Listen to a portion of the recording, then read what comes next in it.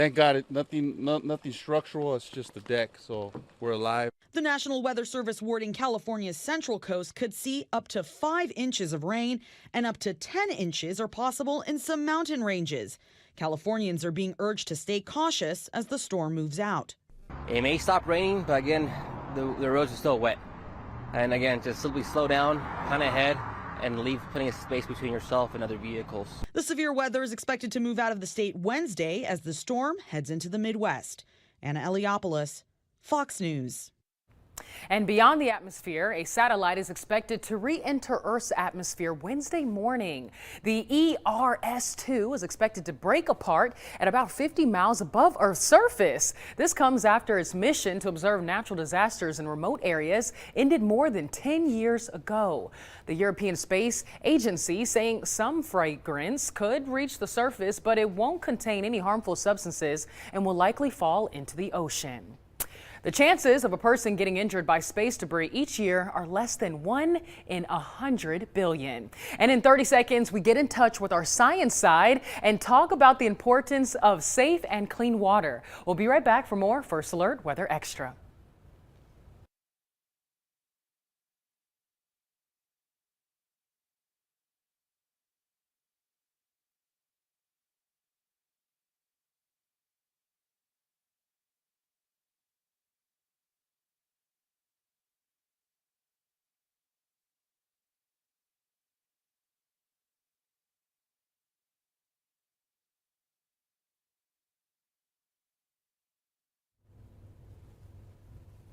Well, if you're getting the sniffles already, we're starting to see high pollen levels. Some of our local pollen counts show rising tree pollen levels. Actually, right now, mold pollen has increased, but you can see for Wednesday, medium tree pollen levels, and then that's medium to high Thursday as well as Sunday. But that's going to be an issue. Of course, we're getting an early start here to that pollen season, just giving you the first alert. We're going to have some rain coming back late on Thursday. We'll be tracking that for you, timing it out in First Alert Weather Extra.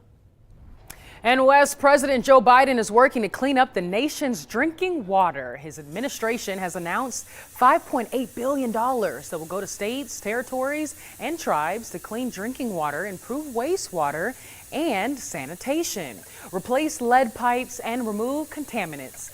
The funding comes from the 2021 bipartisan legislation that designated $50 billion toward improving the country's water infrastructure. And it's a hidden world the size of Vermont, just off the Florida coast. Dan Smith dives into the ongoing research of deep sea coral in this week's Moment of Science.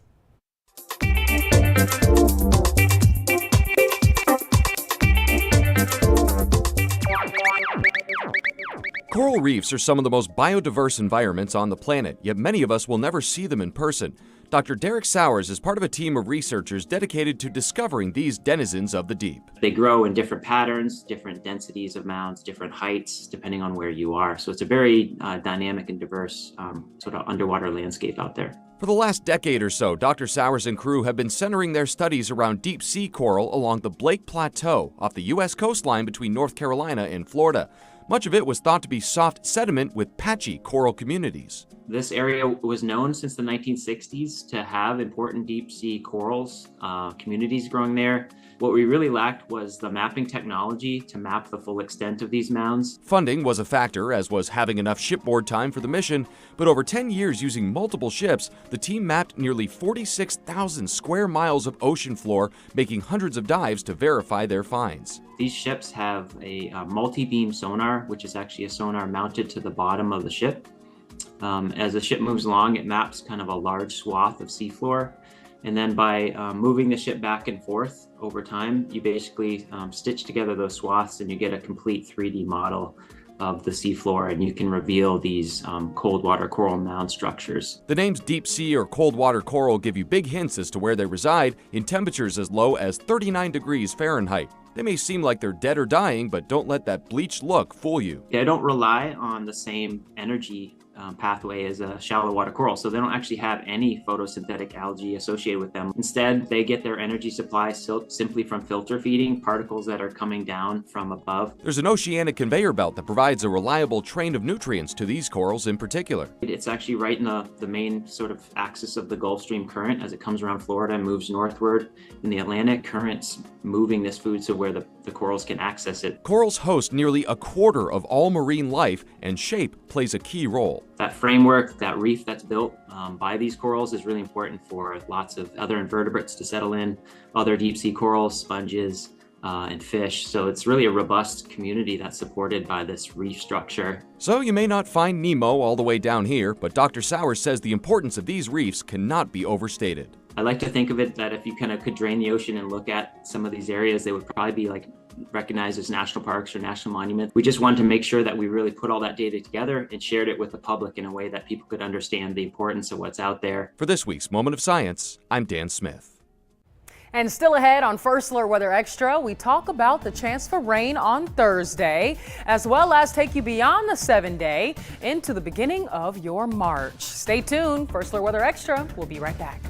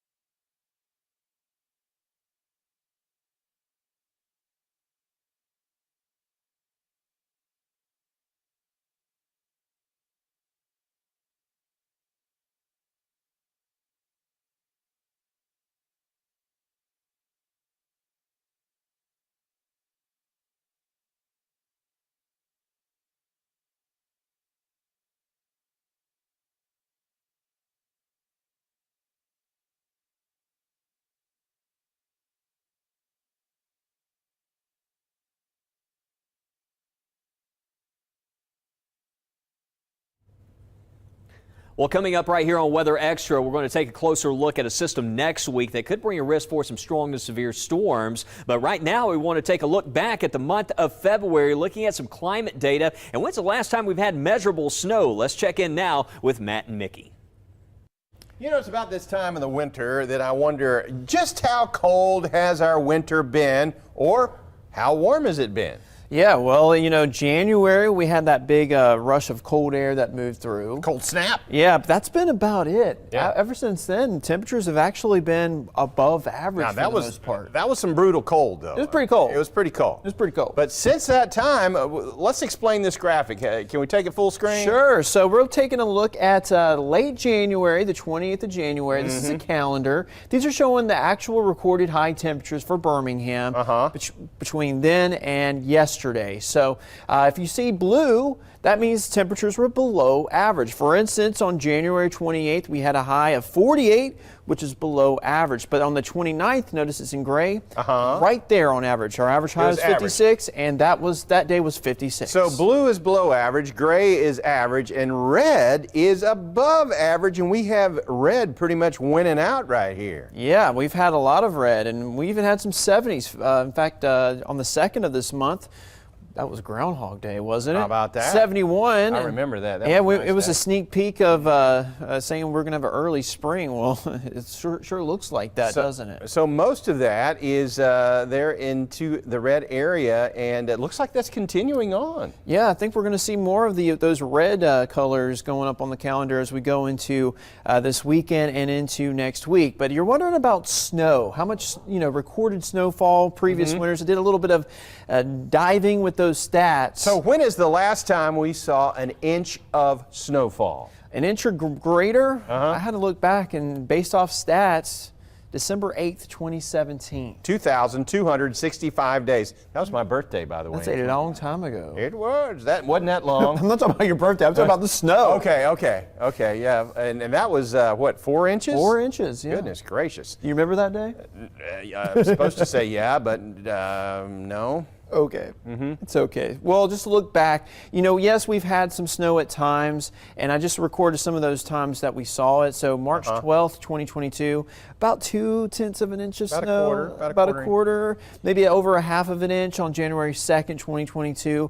And then in many instances, we had just a big cold front come through, wrap around, giving us maybe a trace, maybe a small dusting of snow back in February 2021. And then we had several trace amounts in January of 2019. So as far as winters go, we haven't seen a lot of snow in recent years, and this year is trending pretty toasty. Yeah, we're seeing less cold snaps, and we're getting warmer temperatures, warmer winters. So we'll be watching that. Just to note, some of our biggest snows can still happen in March. So if you're a big fan of winter weather, I've seen it in April before. Yeah, if you're a big fan of winter weather, it's not quite over. Just doesn't look great for you if you're wanting some snow. So as far as my book, I'm looking at. I just want one cold snap, and I want this many warm snaps like that.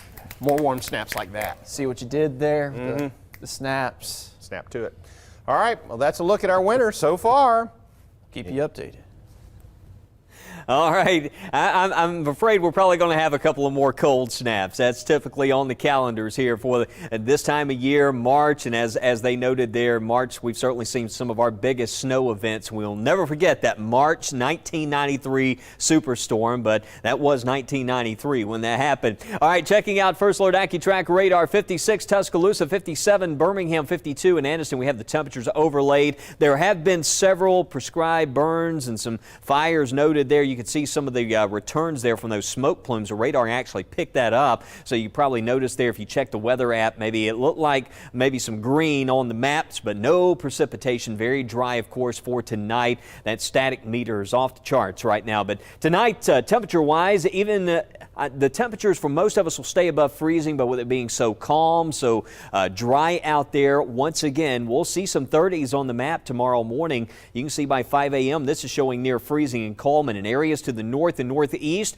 where we'll drop close to the freezing point. Notice just a few high clouds moving into the mix. We'll stay dry tomorrow, and while it's going to be cold to start the day, even more areas tomorrow will enjoy highs at or above 70 degrees. Check it out here in Tuscaloosa, 72, Fayette around 72, Birmingham, I think around the Birmingham area, especially Bessemer to Hueytown and back in towards Gardendale there, areas to the west, we could see those highs around 70, but the overnight tomorrow night, we'll only see upper 40s, low low 50s out there, but we'll stay dry through Thursday morning. But we have rain coming back, as Tania and Matt and Mickey noted earlier. We're seeing those rain chances for Thursday night, but some of the new high-resolution data suggests that, wait a minute, we might see a little bit of that rain into the afternoon. So after lunchtime Thursday, I just can't rule out some of those showers reaching our northwestern counties. So giving you that first alert, this might roll in just a little bit sooner there on Thursday. It's not a heavy rain setup, but just enough to where we have a nuisance rain. We're going to have nuisance showers there into the evening hours, and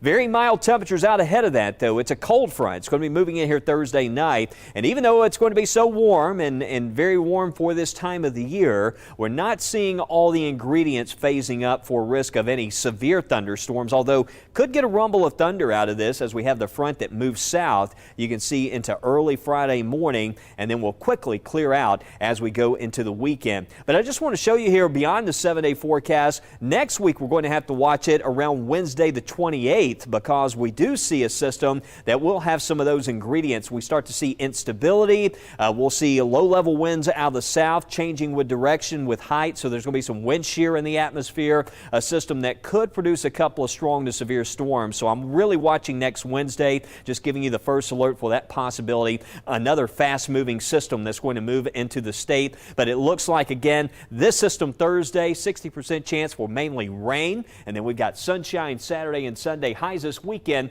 around 70, but it gets even warmer for next week. And again, that leads to that system that could bring some stormy weather. Meteorologist Tania Michelle joining me now. Tania, you and I are both looking at some of those severe weather parameters coming in this evening, and just need to kind of keep a watch on it. Hopefully it trends the other way, but it's that time of year. Yeah, absolutely. When those temperatures go up, it also brings us the threat for the possibility of severe storms. So we want to watch next week, particularly in the middle of next week.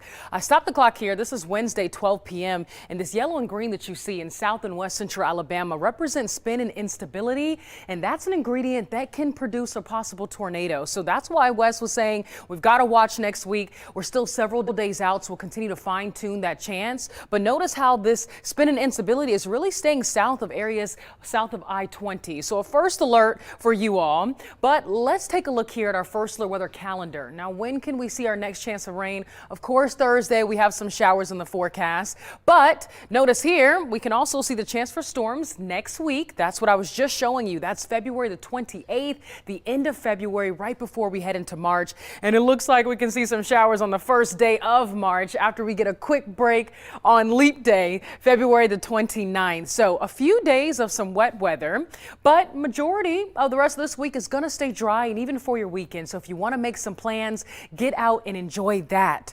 I do want to show you this. This right here is a look at how much rain, not really how much, but an idea of how much rain we can kind of see across the U.S. And it looks like majority of the United States, especially here at home, between February 28th and March 5th, could see above average rainfall. Now, what about our temperatures? Well, we're looking above average in terms of our temperatures too, excluding areas out to our west, below average temperatures for California. But look at us here at home. Between February 28th and into the first full week of March through March 5th, we can see those above average temperatures. And you saw that. Wes was just indicating 70s, possibly mid 70s early next week. So we're definitely getting a taste of spring.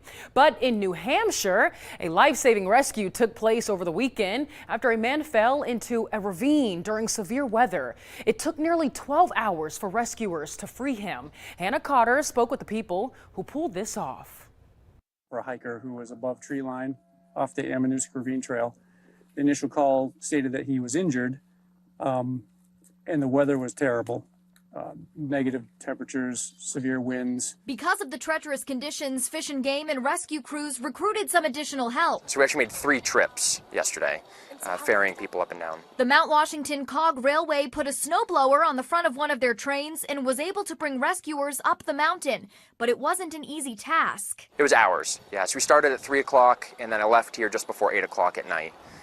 It's quite cold, and that equipment doesn't like to run in the cold, so we stopped up there to let the rescuers out to gather their things. The equipment drops in temperature very quickly, so you're going to have to do a very quick turnaround to get back down the mountain, or you might not make it. When they reached the hiker, Fish and Game said he was not injured, but was suffering from hypothermia, with frozen clothes and hiking boots, and had no extra gear. Without rescue, it would have been deadly. Rescuers said it took hours to warm the hiker up before they brought him back down, at which point they say he refused to go to the hospital. And it's going to get busy up here these next few weeks with school vacation coming up. Fish and Game says the best thing you can do is be prepared. Just be prepared, the right footwear, micro spikes, crampons if needed. The trails are slippery, and a lot of these injuries we're seeing are lower leg injuries like ankles and lower legs. So they're totally avoidable if people wear the right shoes and know the conditions before they go. This weekend, Fish and Game said there were 4 rescue calls all going on at the same time. And with such a small staff, some of those people had to wait for help until crews finished up other rescues. If you're not prepared, just don't go. And if you want to try to go and the conditions don't dictate to continue on, you need to turn around because you could put your life and other lives in danger if you don't. Well, don't go anywhere. We'll be right back with a final look at First Alert Weather Extra.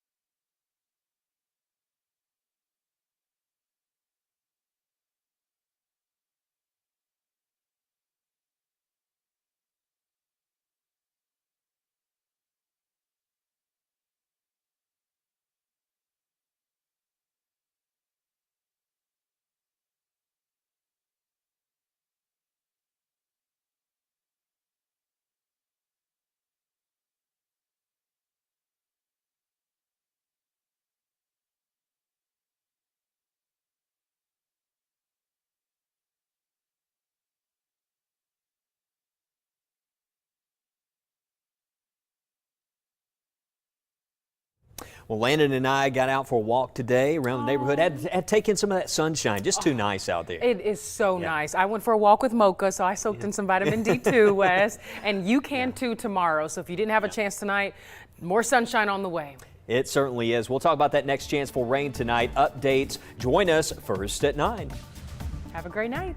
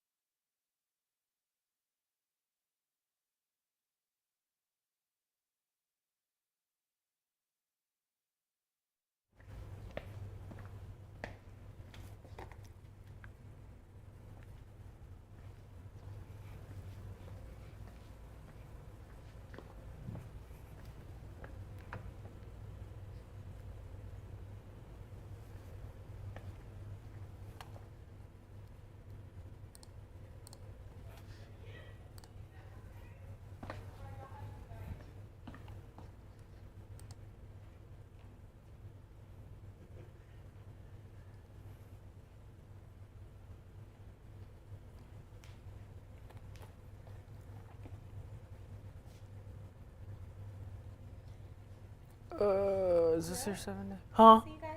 Alrighty, girl. Have a good night. All right, I'm ready.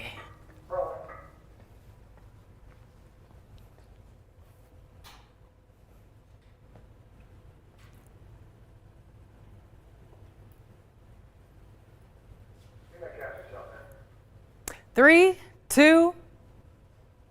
Hey there, everyone. First Alert meteorologist Tania Michelle here with a look at that 7-day forecast. Not too bad for the rest of this week, but I do want to give you a first alert for rain on Thursday. We'll see highs still in the 70s, a little bit cooler though on Friday, but not bad. We're talking mid 60s. The good news is that our overnight temperatures over the next several days will be above freezing. So that's nice. Not mad at it. As we look ahead to the weekend, Saturday and Sunday, lots of sunshine in store. We'll see highs on Saturday in the mid 60s. Low 70s on Sunday, so starting to warm up, and we continue to warm up as we approach next week. Monday, we're starting dry, but we have a chance for a few isolated showers in the forecast on Tuesday with highs in the mid 70s. If you want more forecast updates, don't hesitate to download the WBRC First Alert Weather app. You can scan that QR code in the top corner of your screen.